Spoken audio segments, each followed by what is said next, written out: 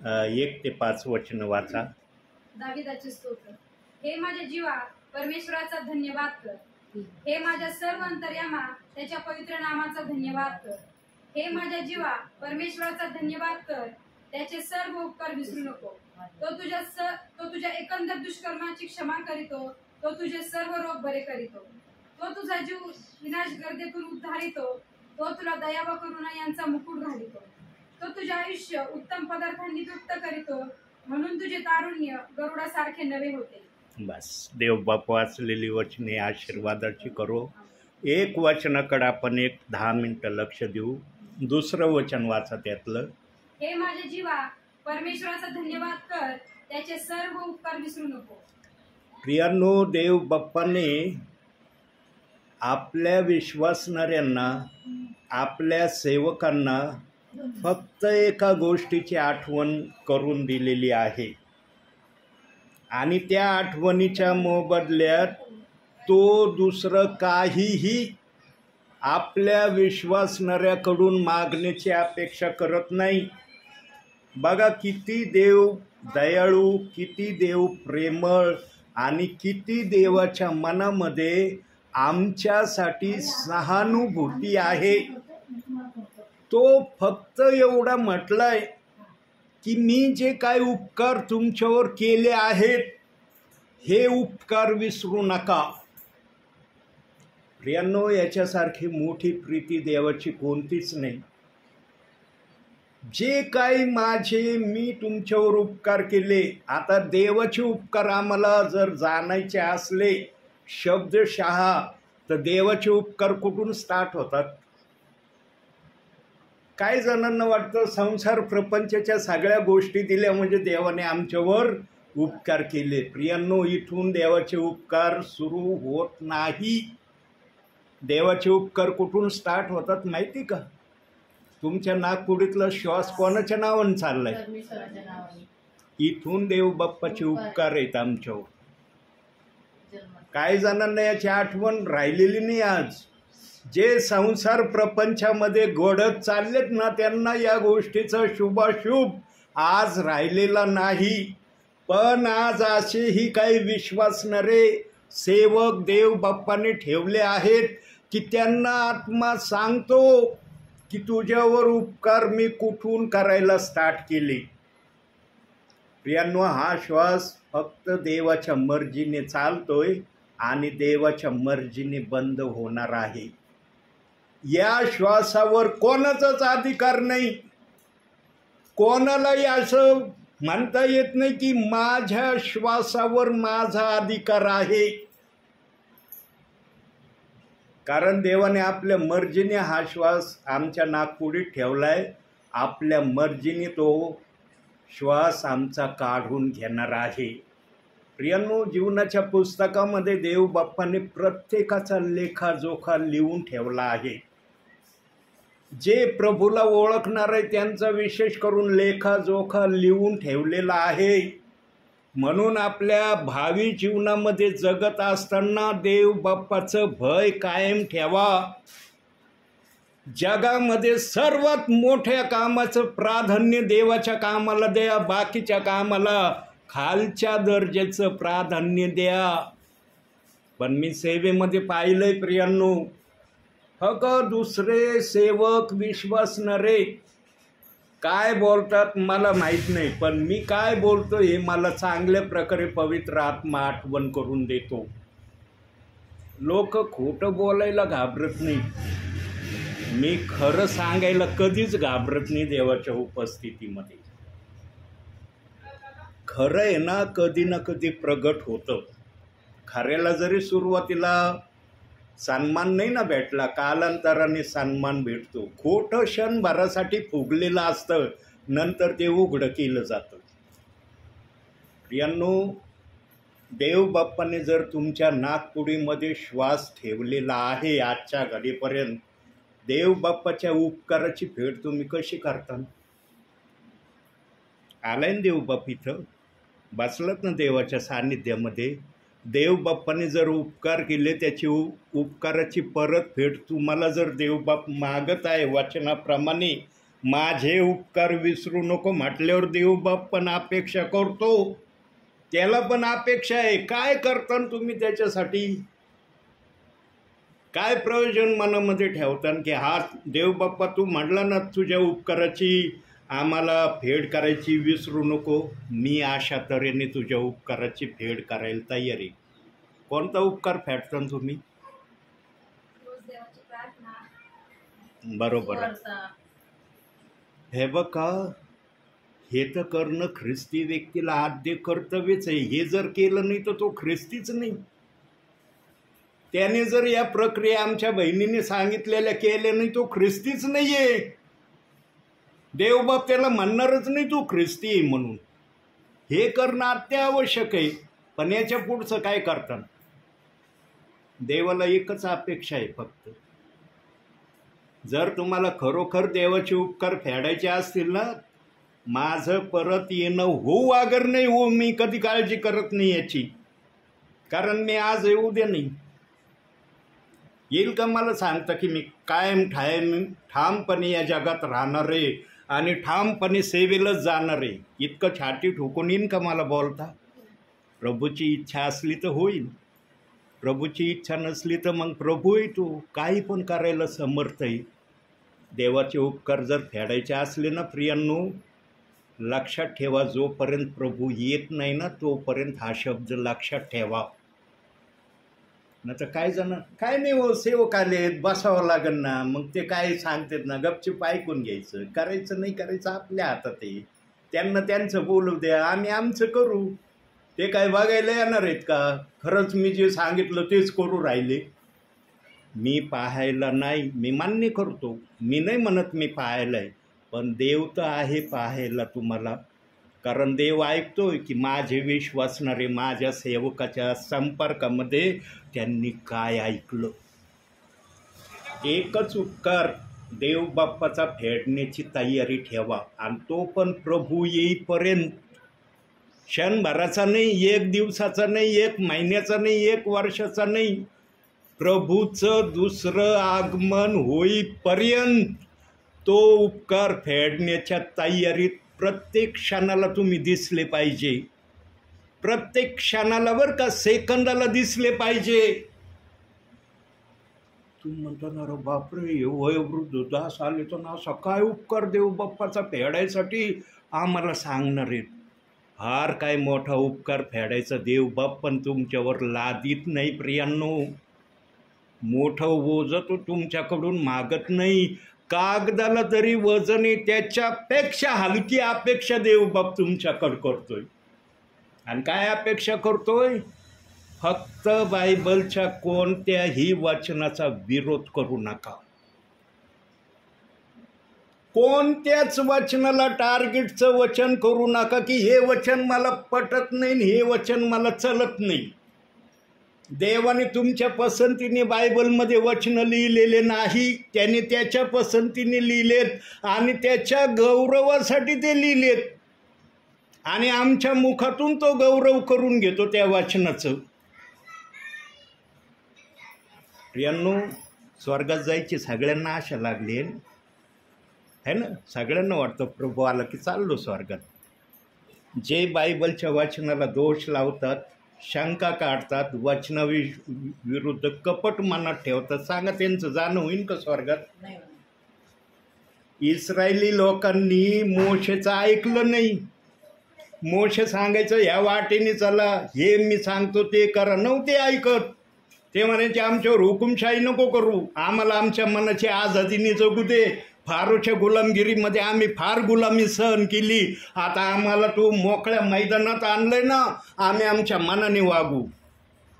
नाही जाणं झालं त्यांचं कानान देशामध्ये. कानान देशापर्यंत सोडा, त्यांना जंगलातच काही जणांना मारून टाकलं प्रभूंनी. तेव्हा जर नियम आजच्या समयाला लागू असतं तर किती जण म्हणले असते मी स्वर्गात जाणार आहे. येशू ख्रिस्ताने नियमामध्ये जरा घटना दुरुस्ती केली. त्या समयात घटना दुरुस्ती नव्हती, प्रभूच्या राज्यामध्ये घटना दुरुस्ती नव्हती. पण येशू ख्रिस्ताच्या राज्यात येशू ख्रिस्तानी घटना दुरुस्ती आणली. आणि काय घटना दुरुस्ती आणली? तुम्ही काहीही पाप केलं तर त्याचा पश्चाताप करा, क्षमा मागा, तुम्हाला क्षमा केली जाईल. पण काय विश्वासणाऱ्यांना, अहो आमचं देव न क्षमा करणार आहे, करा पाप, काय नाही, किती केले ना, एक शब्द क्षमा म्हणलं की आमचा येशू माफ करतो. एक वचन काढता येईल का? एकच वचन काढा. योहानकृत शुभवर्तमान 5वा अध्याय 14वं वचन. एकच वचन वाचा, कारण ते वचन वाचूनच दाखवणं महत्वाचं आहे. नवीन करारामध्ये इकडं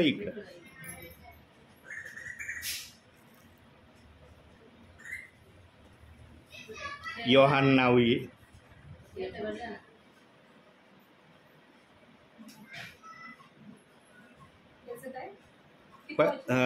5वा अध्याय. हा नाही, योहानकृत शुभवर्तमान पत्र नाही आहे योहानाचं. 5वा अध्याय 14वं वचन. त्यानंतर येशूने त्याला मंदिरात गाठून म्हटले, पहा, तू बरा झाला आहेस. आतापासून पाप करू नको, करशील तर तुझे पूर्वीपेक्षा अधिक वाईट होईल. बघा, 38 वर्ष पंगू असलेला व्यक्ती, स्वर्गदूत यायचे, पाणी हलवायचे, 38 वर्ष त्याने त्या पाण्यामध्ये जाण्यासाठी तळमळीने प्रयत्न केला, पण त्याला त्या पाण्यामध्ये नेण्यासाठी कुणी मदतीला नाही आलं. तो आपल्या शक्तीनेच त्या पाण्यात जायचा प्रयत्न करायचा, पण तो पाण्यात जातोय त्याच्या अगोदर दुसरा जायचा, बरा होऊन बाहेर निघायचा. 38 वर्ष या पंगू व्यक्तीने अशा प्रकारे लोक बरे झालेले पाहिले, पण स्वतः बरा झालेला त्यांनी कधी स्वतःला पाहिलं नाही. प्रत्येक वेळेला निराशा त्याच्या समोर यायची.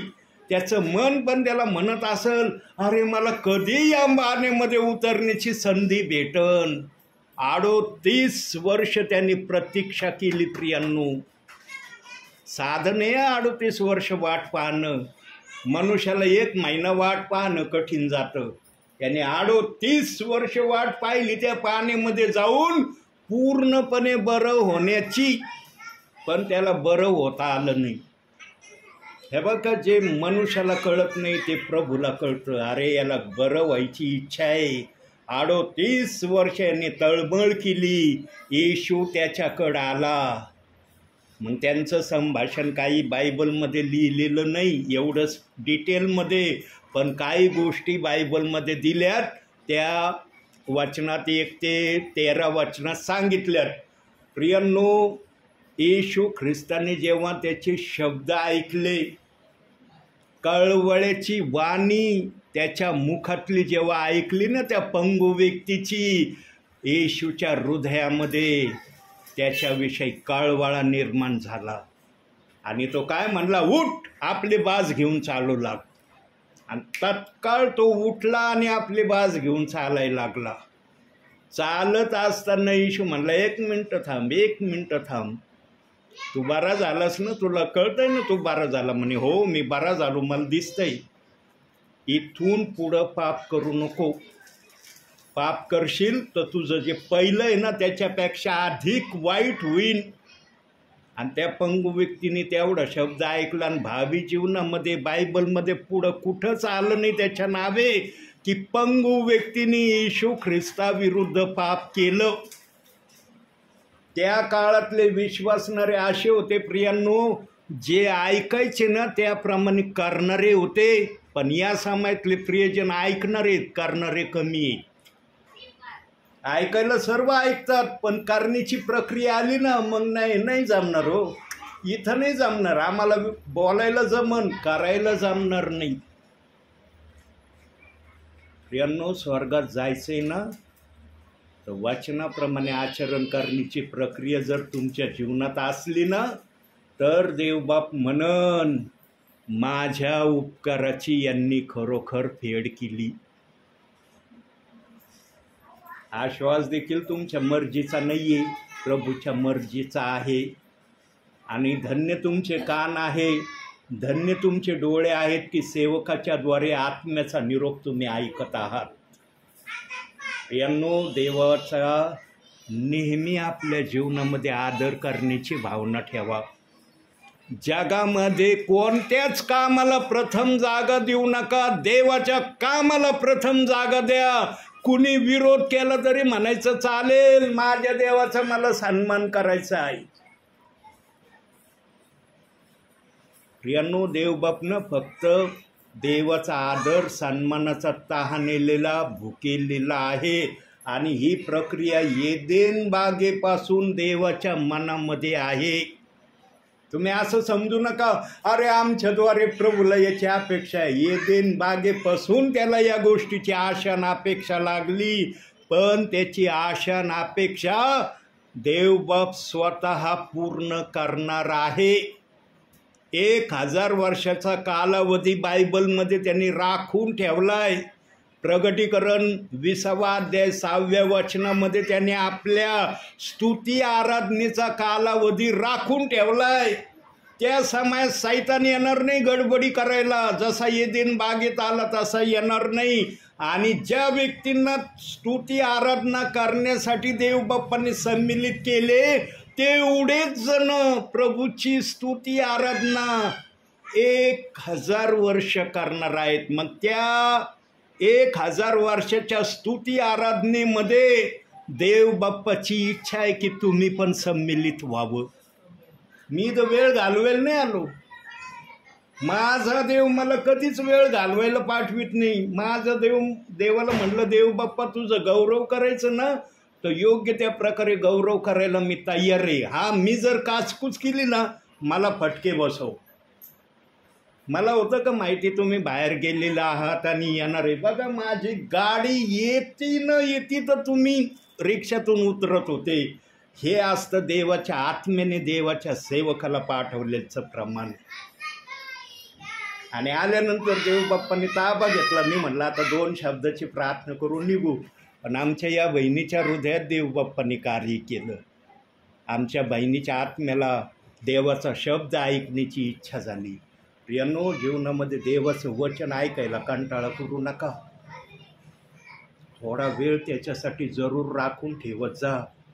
कारण देवाचा निरोप ना आत्म्याने आलेल्या सेवकाजवळ असा निरोप असतो ना, तो तुमच्या भावी जीवनाला आशीर्वादित करणारा निरोप असतो. पण आत्म्याने आलेल्या सेवकाला ओळखण्याचं दान तुम्ही बसलेल्या विश्वासणाऱ्यांना देवबाप्पाने दिलंय. संदेश जर आत्मेतून असला ना, विश्वासणाऱ्याला कळतो अरे आत्मेतून आहे. बुद्धीचा असल्यावर ताबडतोब त्यांच्या लक्षात येतं, अरे हे कुठून बोलू राहिलेत आणि कसं बोलू राहिलेत. आत्म्याच्या शब्दामध्ये देव स्वतः तुमच्याशी बोलत असतो. बोलणारं मुख माझं आहे, मी नाकारित नाही की माझं मुख नाही, पण याच्यातून निघणारा शब्द देवाचा आहे आणि तो तुम्हाला आशीर्वादित करतोय. प्रियांनो, देवाचा उपकार फेडण्याची आपल्या भावी जीवनामध्ये तयारी आजपासून ठेवा. आणि देवबाप्पाने सांगितलं ना, देवाचं आगमन होण्यापर्यंत देवबाप्पाचे उपकार फेडायचे तुम्हाला. आणि देवबाप्पाने सांगितलं उपकार फेडायचा मार्ग काय आहे. या पवित्र शास्त्रातल्या कोणत्याही वचनाला दोष लावायचा नाही. पण आजचे काही विश्वासणारे काही सेवक प्रेषितांची कृत्ये 2 अध्याय 38व्या वचनाला दोष लावित आहेत. ओनली जीसस या नावाने त्या वचनाची थट्टा करत आहेत. जो या वचनाची सेवा घोषणा करतो त्याला दोष लावित आहे. काय नाही, ओनली जीसस आहेत ते. यांनो, कधीही जीवनामध्ये, आता मी थांबणार आहे, फार वेळ नाही घेत तुमचा. जीवनामध्ये सर्वांच्या विरोधात जा. वेळ प्रसंगी विरोधात जाण्याची संधी आली तरी जा.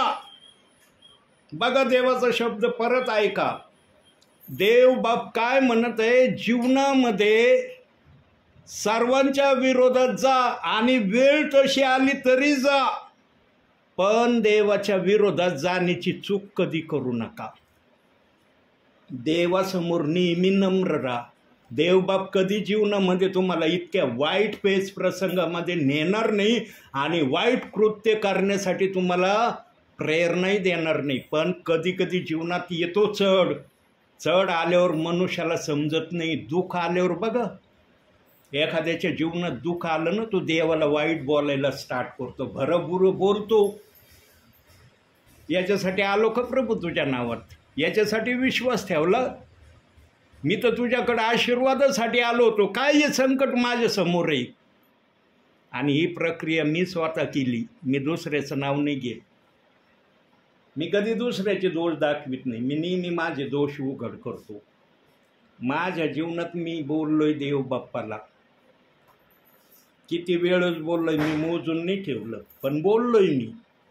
आणि मी हे नाही म्हणत की मी एकदा बोललोय, किती वेळेस बोललोय ना मला पण आठवत नाही. कशा प्रसंगात बोललोय ते पण आठवत नाही.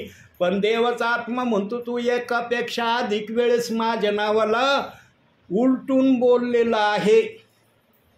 बघा, देवाला उलटून बोललोय रागाच्या भरात, तरी देवाने मला सेवा करायला पाठवलंय आणि सेवक बनवलंय.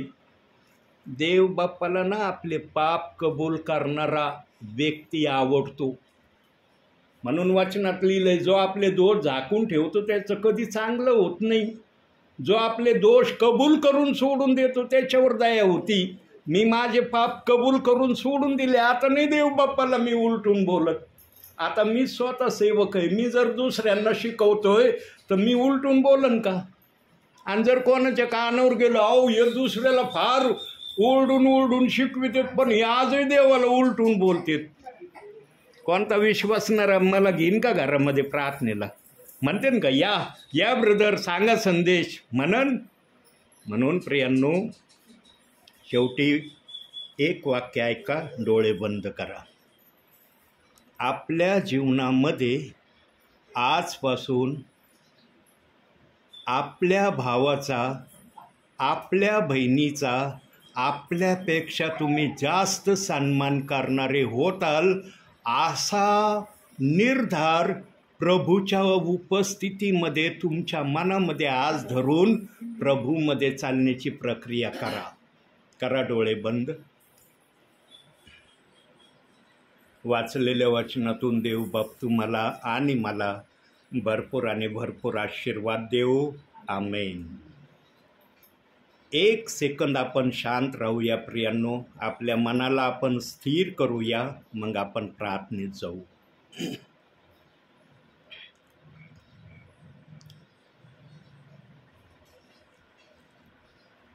धन्यवाद के साथ स्तुति गाऊंगा, हे यीशु मेरे खुदा, उपकार है तेरे बेशुमार, कोटि कोटि स्तुति धन्यवाद.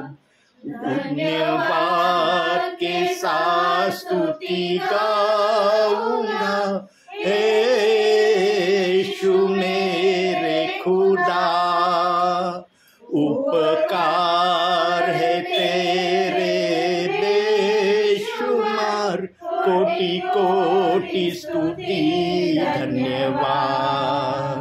योग्यता से बढ़ के दिया है अपनी दया से तूने मुझे, योग्यता से बढ़ के दिया है अपनी दया से तूने मुझे, मांगने से ज्यादा मिला मुझे, आभारी हूँ प्रभु मैं, मांगने से ज्यादा मिला मुझे, आभारी हूँ प्रभु मैं.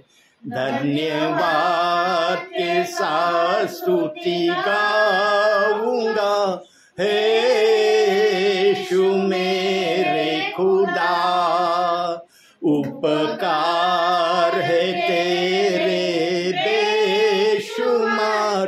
कोटी कोटी स्तुती धन्यवाद, कोटी कोटी स्तुती धन्यवाद।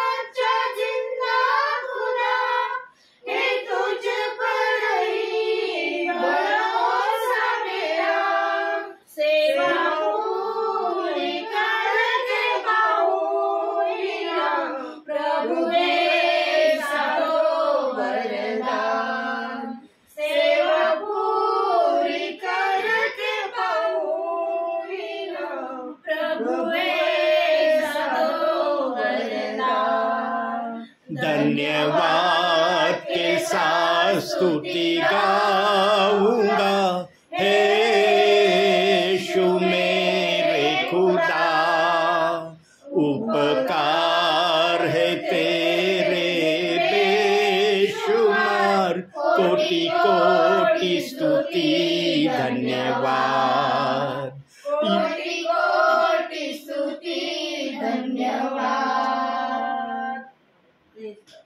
होय माझ्या बापा, इतके उपकार आहेत तुझ्या माझ्या आमच्यावर तुझे माझ्या बापा, की आमच्या ध्यानात पण नाही माझ्या बापा काय काय तुझे उपकार, की तू आमच्यावर काय उपकार केलेले आहे। पण जे स्मरणात आहेत, बुद्धीत आहेत, त्या सर्व उपकारासाठी आम्ही तुझे मनपूर्वक आभार मानतो माझ्या बापा। आम्ही तुझी प्रजा होतो म्हणून स्वर्गीच्या देवा अगणित असे तो उपकार आमच्यावर केलेले आहेत। आणि या भूतलावर ज्या ज्या व्यक्तींना तू घडवलेला आहे त्या सर्वांवर तू उपकार करणारा देव आहे माझ्या बापा।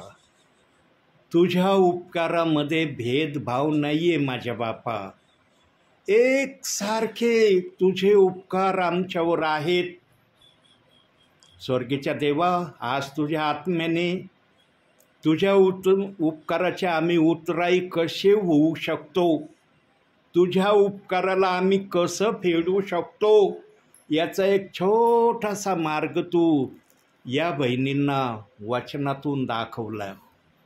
स्वर्गीच्या देवा, ते माझ्यासाठी पण आहे, असं नाही की ते माझ्यासाठी नाही, माझ्यासाठी तर सर्वप्रथम आहे, नंतर या ऐकणाऱ्या बहिणींसाठी आहे। स्वर्गीच्या बापा, तुझे आभार मानतो, तू आपल्या मनातली इच्छा आम्हाला आज वचनाच्या करवे कळवली। आम्ही आमच्या जीवनामध्ये सदैव ध्यानात ठेवू माझ्या बापा, की आम्हाला आमच्या देव बाप्पाने बायबलच्या कोणत्याही वचनाला दोष लावण्याचा अधिकार दिलेला नाही। कोणत्याही विश्वासणाऱ्याला वचनाला दोष लावण्याचा अधिकार दिला नाही, पण जबरदस्तीने ते वचनाच्या विरोधात आजही बोलत आहेत, वचनाच्या विरोधात वागत आहेत आणि जे देवाला मान्य नाही ते करण्यासाठी धावत आहेत। स्वर्गीच्या देवा, आजही तुझी तळमळ आहे की माझ्या विश्वासणाऱ्यांनी माझं ऐकावं। स्वर्गीच्या बापा, मला माहिती नव्हतं की या ठिकाणी आल्यावर काय होणार आहे। मी तर सहजरित्या आलो होतो, मला चला या रूटला आलो, आमच्या बहिणीची भेट घेऊन जाऊया। पण देव बाप्पा, तुझ्या मनात माझ्या कल्पनेपेक्षा वेगळं होतं, जे मला तू बोलून दाखवलं नाही माझ्या बापा, तू करून दाखवलं। स्वर्गीच्या देवा, आमच्या बहिणीच्या परिवाराला आणि जेवढ्या बहिणी या ठिकाणी बसल्यात माझ्या बापा, त्या प्रत्येक बहिणीच्या परिवारामध्ये तुझे भरपूरचे ओतप्रोत आशीर्वाद तू ठेव माझ्या बापा। सर्वांना कळून येऊ दे माझ्या बापा की तू आजही आपल्या विश्वासणाऱ्यांना आशीर्वाद देण्याच्याच प्रक्रियेमध्ये आहे। फक्त स्वर्गीच्या देवा, जेवढ्या बहिणी या ठिकाणी बसल्यात त्यांच्या हृदयाला फक्त एवढी एक गोष्ट तू समजू दे की आजपासून आम्हाला आमच्या प्रभू येशू ख्रिस्ताच्या विरोधात वागायचं नाही, पाप आम्हाला करायचं नाही। जे वचनातून तू आज दाखवलं माझ्या बापा, त्याप्रमाणे सर्व बहिणींच्या हृदयामध्ये एवढ्या एका गोष्टीचं कार्य तू करायला सुरू कर माझ्या बापा, अशी मी तुला विनंती करतो. प्रत्येक बहिणीचा परिवार तुझ्या पवित्र हातात देतो. त्यांच्या परिवारातले लहान थोर प्रियजन तुझ्या कृपेच्या हातात ठेवतो माझ्या बापा.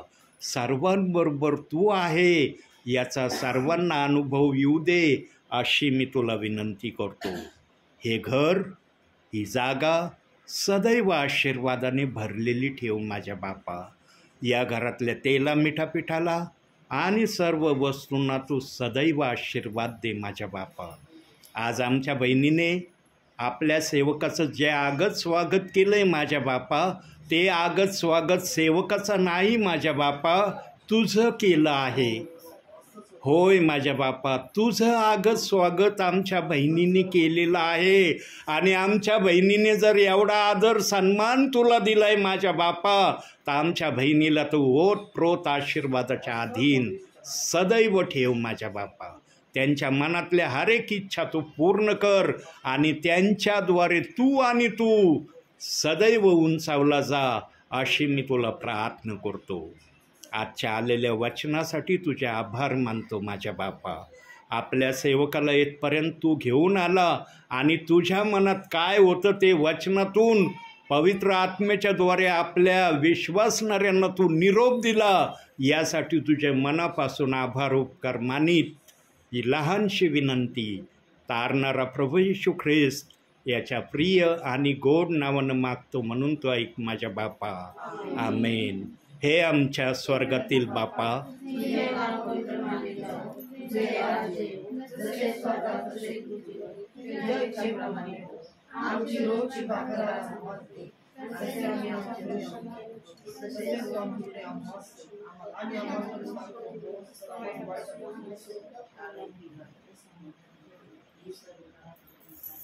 आमेन. प्रभु येशू रक्त की जय.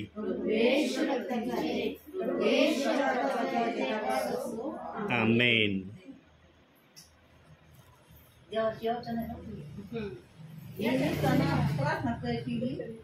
परमेश्वर तुझी जर असली तर